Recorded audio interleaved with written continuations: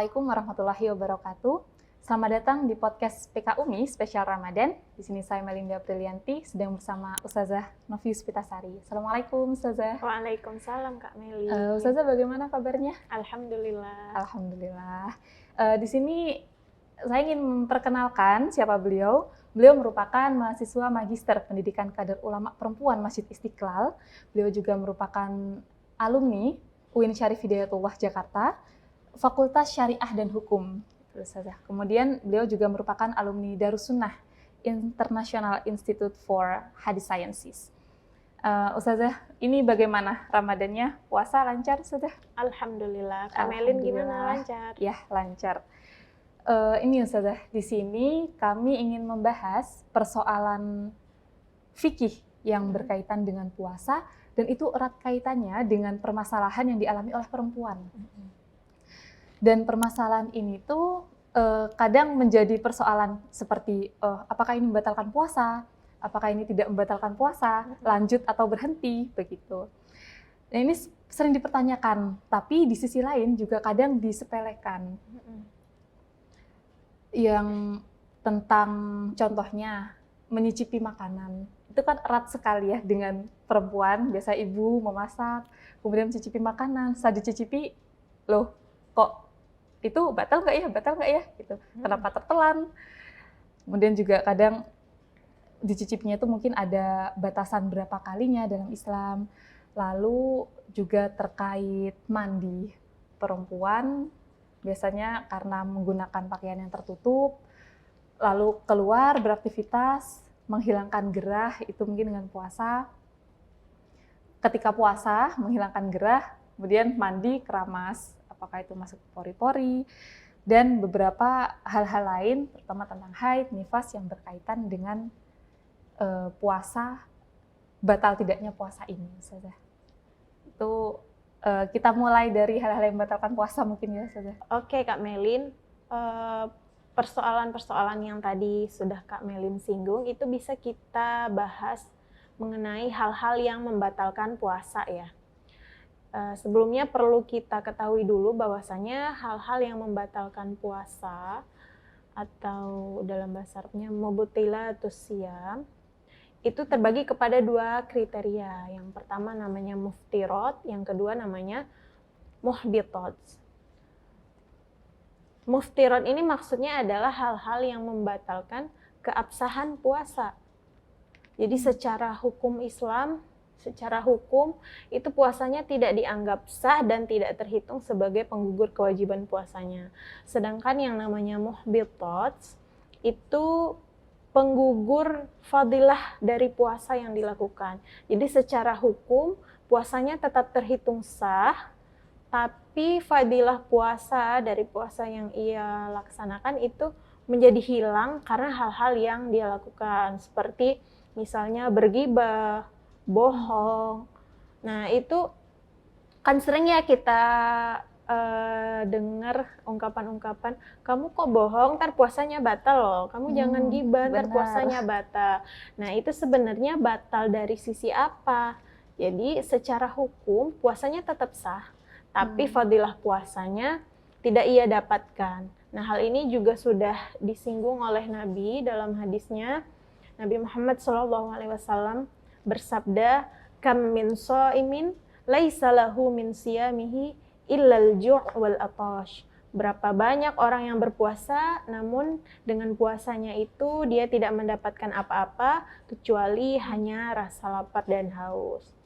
Nah, adapun pada kali ini terkait persoalan yang Kak Melin singgung tadi ya, itu berkaitan dengan muftirat, hal-hal yang membatalkan keabsahan puasa. Nah, tadi apa Kak Melin yang pertama? Tentang mencicipi makanan. Oh iya, mencicipi makanan. Jadi perlu kita ketahui bahwasanya di antara hal yang membatalkan puasa itu adalah masuknya sesuatu ke dalam rongga badan. Rongga di sini adalah mulut, hidung, telinga, dubur, dan kemaluan. Adapun orang yang mencicipi makanan ketika puasa, ingin memastikan kira-kira makanannya udah enak belum, bumbunya udah pas belum, garamnya udah pas belum. Nah, itu sebenarnya tidak apa-apa. Asalkan mencicipi di sini harus digarisbawahi dulu nih. Mencicipi seperti apa yang dimaksud. Karena Kak Melin ada sebagian orang yang memahami mencicipi itu ya dicicip terus nggak dilepeh lagi. Jadi dia bilang, kan boleh mencicipi makanan ketika puasa katanya. Memang boleh, tapi dia salah paham nih tentang makna mencicipi. Dia cicipi makanan, ditaruh ke lidah, terus nggak dilepeh lagi. Itu membatalkan puasa, karena jelas itu memasukkan sesuatu ke dalam rongga badan. Adapun kalau mencicip, lalu dilepeh, maka itu tidak apa-apa. Jadi mencicip itu tidak menelan, langsung dikeluarkan. Biasanya ada nih Ustazah, mencicip terus loh kok hanyut. Iya, nah seperti itu yang tidak boleh. Jadi hanya untuk memastikan rasanya udah pas atau belum, lalu kemudian dilepeh lagi. Seperti itu. Itu tentang mencicipi makanan. Tapi tadi saya tertarik dengan yang rongga, Ustazah sampaikan tadi. Berkaitan dengan yang sudah Ustazah sampaikan tentang rongga itu tadi, tentang istinja Ustazah.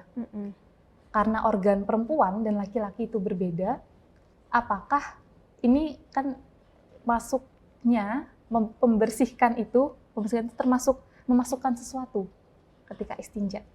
Nah, jadi sama seperti soal mencicipi makanan tadi ya Kak Melin, soal istinjanya perempuan ini juga harus diperhatikan. Jadi memang kita dibolehkan beristinja ya, nggak mungkin kita nggak istinja dong habis buang air.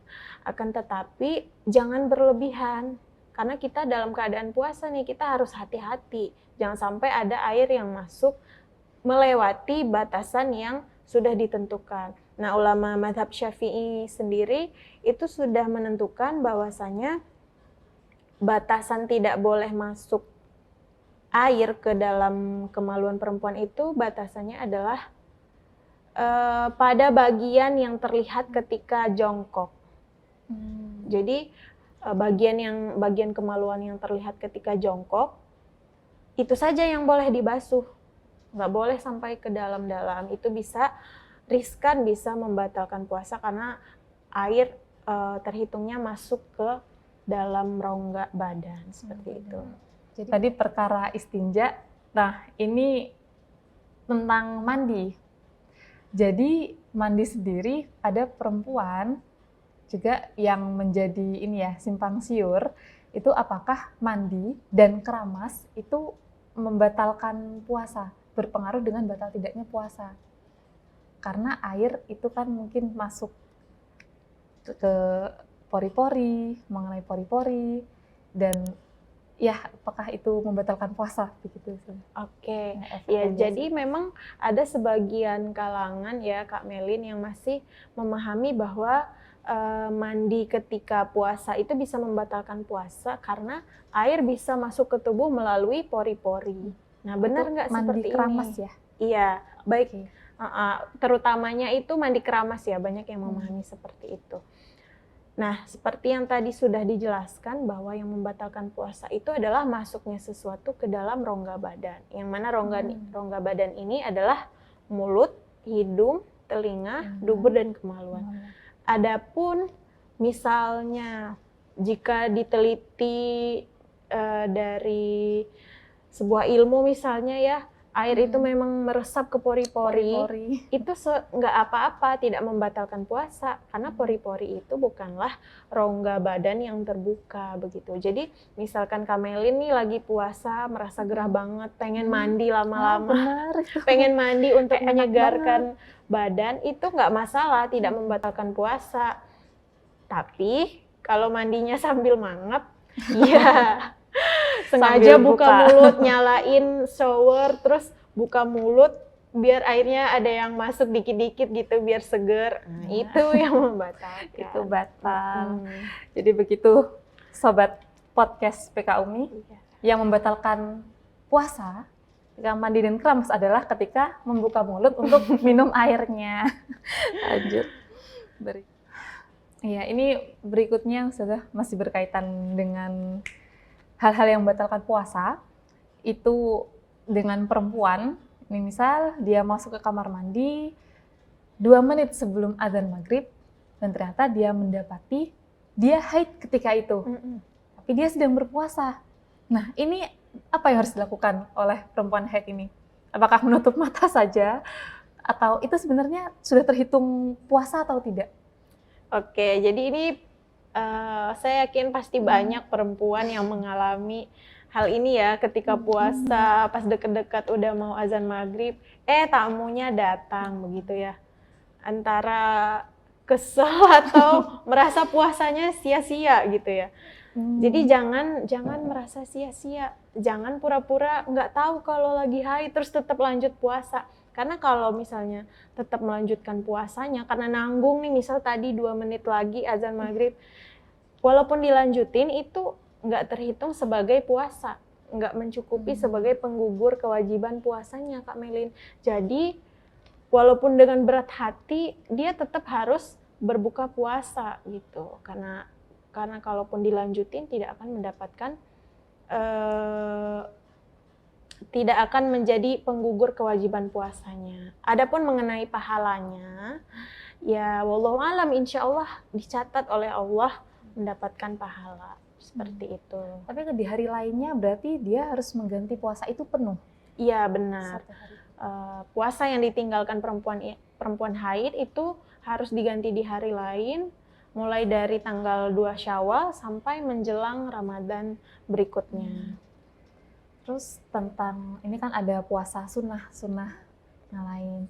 Misal itu kebetulan hari Senin atau hari Kamis, dia berpuasa, itu puasa sunnahnya apakah memang harus dia selesai dulu membayar hutang puasa, atau kemudian bisa digabung atau sendiri-sendiri? Oh iya, jadi ulama madhab Syafi'i berpendapat bahwasanya puasa qadha itu bisa digabung dengan pelaksanaan puasa sunnah. Misalnya pada tanggal 2 Syawal itu Kak Melin ingin melakukan puasa sunnah 6 hari di bulan Syawal, sekaligus ingin mengqadha puasa, itu bisa niatnya digabung. Niatnya digabung, niat qadha sekaligus niat puasa sunnah Syawal, seperti itu. Jadi tidak perlu khawatir ya, ketika ini semakin banyak puasa, semakin banyak pahala, dan semakin kita terlatih. Kalaupun ingin dipisahkan itu juga boleh. Tapi tentang kodok puasa itu sendiri, semisal ini sudah berjalan, ternyata sampai tahun berikutnya itu belum dibayar, karena lupa atau karena apa, ini bagaimana? Oke. Ini juga, pertanyaan ini sebenarnya terkait dengan ini ya, puasa yang ditinggalkan oleh ibu hamil dan menyusui ya. Jadi kalau ada orang yang meninggalkan puasa, dia tidak puasa nih, misal karena haid atau sakit atau perjalanan, lalu dia belum sempat mengqadha puasanya sampai datang Ramadan berikutnya karena lalai, maka dia dikenakan denda. Dendanya itu harus membayar fidyah 1 hari sebanyak 1 mud. Jadi misalkan nih Kak Melin tidak melakukan puasa Ramadan selama 7 hari karena haid, tapi Kak Melin lalai sampai akhirnya datang Ramadan lagi, maka Kak Melin itu berkewajiban tetap wajib membayar 7 hari puasa tadi, ditambah membayar fidyah 1 harinya 1 mud, maka berarti Kak Melin harus membayar 7 mud. Nah, kalau masih berlanjut nih sampai tahun kedua, ternyata masih saja lalai dan belum bayar puasa sampai datang Ramadan berikutnya, Kak Melin wajib qadha yang 7 hari tadi, ditambah fidyahnya tadi dikalikan 2. Jadi 7 mud dikali 2. 14 mud ditambah tetap mengqadha 7 hari. Kriteria pertama adalah perempuan hamil dan menyusui yang meninggalkan puasa karena khawatir terhadap dirinya sendiri, maka dia wajib qadha saja ya, tidak harus bayar fidyah. Yang kedua, kalau dia meninggalkan puasa karena dia mengkhawatirkan dirinya dan bayinya, itu juga qadha saja. Nih, yang ketiga nih, kalau dia meninggalkan puasa karena mengkhawatirkan bayinya saja, sedangkan dia merasa kalau dia puasa dirinya oke-oke aja, tetap sehat gitu. Tapi dia khawatir akan janin yang dikandungnya, apalagi kalau dokter udah bilang, ini membahayakan janin nih. Nah, maka dia harus membayar, selain qadha puasa juga harus membayar fidyah 1 hari 1 mud. Lalu bagaimana kalau dia belum sempat membayar kewajibannya itu karena meninggalkan puasa, tapi keburu datang Ramadan lagi, itu gimana? Apakah sama seperti ketentuan yang pertama tadi? Itu enggak, Kamelin, karena dia meninggalkan puasa karena udzur syar'i. Jadi tahun ini enggak puasa selama 30 hari karena hamil. Belum sempat bayar, tahun besoknya udah Ramadan lagi, tapi dia juga tetap nggak bisa puasa karena menyusui. Tahun depannya lagi masih menyusui nih, kan 2 tahun ya. Tahun depannya lagi mau puasa, hamil lagi. Masya Allah. Nah, ini karena berkaitan dengan tugas reproduksi perempuan ya, jadi ini merupakan bagian dari udzur syar'i yang diperbolehkan, maka perempuan ini hanya dikenakan kewajiban mengqadha saja, tidak harus double dengan fidyah. Ya baik, terima kasih penjelasannya Ustazah Novi. Tapi mungkin ini ada pertanyaan terakhir nih tentang berpuasa. Mungkin orang itu perempuan sedang haid, tapi dia sudah mau selesai. Itu dia sudah yakin sekiranya mungkin besok itu sudah selesai. Dia sudah meniatkan diri untuk jika selesai dia mau berpuasa gitu. Ternyata dia tidak bangun sahur. Dia tidak bangun sahur dan pagi itu sudah subuh. Nah, pertanyaannya apakah dia bisa berpuasa? Oke. Untuk kasus orang yang belum mandi wajib ya, baik itu karena haid, termasuk juga karena junub nih Kak Melin. Misalnya suami istri yang berhubungan di malam hari, atau tadi ya perempuan yang kayaknya dia udah suci deh gitu, udah berhenti haidnya, tapi 2 orang ini menunda mandi wajibnya sampai akhirnya ketiduran sampai udah subuh, itu gimana? Apakah dia lanjut puasa? Jawabannya adalah tetap lanjut puasa. Jadi dia bisa, karena semalam udah meniatkan untuk puasa ya. Adapun kalau tidak niat untuk puasa itu nggak boleh, karena ini puasa Ramadan, puasa wajib. Niatnya harus malam. Harus berniat semenjak dari malam hari. Adapun puasa sunnah itu nggak apa-apa, dimulai dari pagi hari, semenjak setelah waktu subuh itu tidak apa-apa, karena Nabi SAW sendiri pernah suatu hari bertanya kepada Sayyidah Aisyah, wahai Aisyah, apakah ada makanan hari ini? Terus kata Sayyidah Aisyah, nggak ada. Terus Nabi bilang, oke, baiklah, hari ini saya akan berpuasa. Nah, di situ puasa yang dimaksud adalah puasa sunnah. Adapun puasa wajib harus niat dari malam. Nah, tadi gimana? Bolehkah dia tetap lanjut puasa? Boleh, asalkan sudah berniat dari malam. Dan adapun mandi wajibnya ini berkaitan dengan keabsahan sholat, bukan berkaitan dengan keabsahan puasa. Jadi dia tetap lanjut puasa, terus mandi untuk menghilangkan hadas besarnya, lalu kemudian sholat, seperti itu. Jadi alhamdulillah ternyata sudah sampai sini, banyak sekali yang sudah kita perbincangkan, dan saya rasa ini sebenarnya kurang, Ustazah. Semoga ada waktu lain untuk kita membicarakan tentang fikih yang berkaitan dengan perempuan ini. Karena ternyata memang banyak sekali ya. Dan ini harus diperhatikan sih oleh perempuan demi keabsahan puasanya. Jangan sampai puasa capek-capek nahan lapar dan haus, tapi ternyata sia-sia karena tidak memerhatikan keabsahannya. Seperti itu. Jadi betapa pentingnya, dan perempuan sendiri juga sebaiknya harus belajar tentang fikih ini, karena hidup kita bagaimanapun itu sangat berkaitan dengan ibadah sehari-harinya. Baik, sepertinya itu saja dari saya, Melinda Prilianti, dan juga Ustazah Novi Spitasari. Kami mohon pamit undur diri. Sekian terima kasih. Wassalamualaikum warahmatullahi wabarakatuh.